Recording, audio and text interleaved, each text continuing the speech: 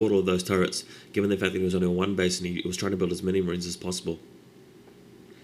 On the plus side, though, Strelok's unorthodox strategy has resulted in him getting a very, very fast starport, and with that science vessel coming out, he should be safe against Mutalisks anyway. But the problem really is the fact that Nelkis could at this point get a third base and then a fourth base and have 4 gas geysers going if he plays his cards right. Just needs to tech to a few lurkers and hold the middle of the map, and economically he'll be ahead. And definitely getting some harass kills like this definitely is not unwanted. Mutalisks flying over top. Strelok finally has some turrets up in his base. He should be set, basically. No, basically.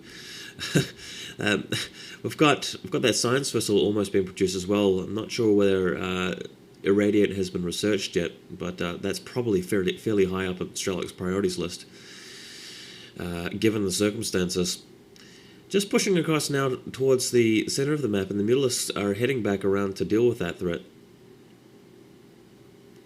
Hasn't quite got that many Marines yet. Oh, looks like Strelok just pulled a Dick Cheney and popped one of his own Marines with friendly fire there. Good old vice presidential antics. Not sure why he did that, but it must have been a misclick. Cool. Alright, so a drone heading out. It's probably going to be heading either to scout or to head around to the 6 o'clock and build a hatchery there.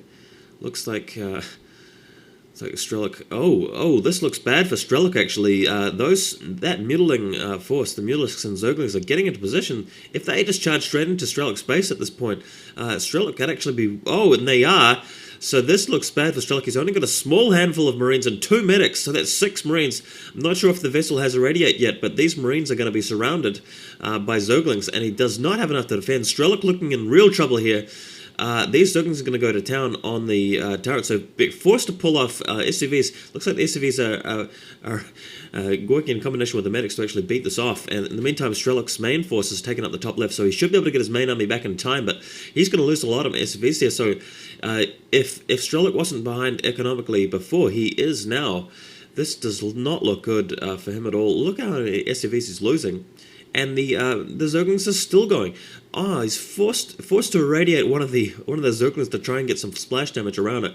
Wasn't actually a bad idea, actually. That was a pretty decent move. But he's only got like 6 SCVs, so that's brutal. I mean, he doesn't have an expansion anywhere, and all he has to go on is his army. So if Nelkis can just hold this next attack back, if he can just push Strelok back, he doesn't even need any expansions. I mean, he's got a 6 o'clock anyway, but he doesn't need it.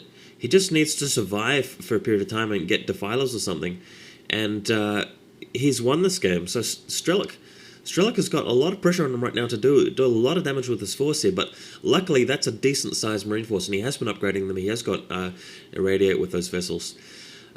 So yeah, and the 6 o'clock is up from Nelkis. It looks like he's going back to the top left. But if I was him, I wouldn't really be focusing on getting expansion at this point. I would be focusing on building up my troop count, because Nelkis has got the SCV, the Scourge, the drones to support it. And lurkers out in the field for Nelkis. This should hopefully slow Strelok down. But oh no, he's been irradiated with 2 of those lurkers. So only 2 of them remaining. And it looks like Strelok's going to be able to head around there anyway and just head north. And did I say that Strelok doesn't have that many SCVs? He actually has built a few of them. Maybe he just had some idle ones around the base that he brought back in, because last time I checked, he actually had a fair number of them. Which is good for him. He might have a shot. But, looks like Nelkis is headed around with the lurkers and his Zerglings. They might be heading straight back into Strelok's base again. And this could be the killing blow, but Strelok has actually, since he's bypassed those forces, he might be able to push into Nelkis' own base and roll over those 5 sunken colonies. So what are these lurkers doing? Not even burrowing. It looks like they were just unattended there by Nelkis, and still not even burrowing. The Marines are targeting the sunken colonies, and the lurkers looks like they tried attacking Strelok space. They won't be able to get in there with the number of mains there. And Strelok has actually taken out all of the Sunken Colonies except this last one, which is about to polish off. Nelkus has decided to bring back the Zerglings instead of attacking Strelok space with them. And if he can just take out these Marines, that should be it. There's only 6 Marines left, so come on, guess you should be able to do this. But Strelok still has 6 medics. And polishing off the last colony, focus firing the Lurker, and another Lurker has been completed. The Marines are probably going to target that as well. Yes, they are. They have taken out that Lurker. Taking out more Zerglings, but they're more arriving. It looks like the drones are coming off the line to defend. Strelok still only got 5 Marines left. He's continually stimming them up. And looks like these drones cannot kill him. Everything is dying here to these 5 Marines, these Commando Marines. This is just an insane play that you're watching here, guys. As you can see, and these medics are just keeping these Marines alive almost indefinitely, and that is nasty.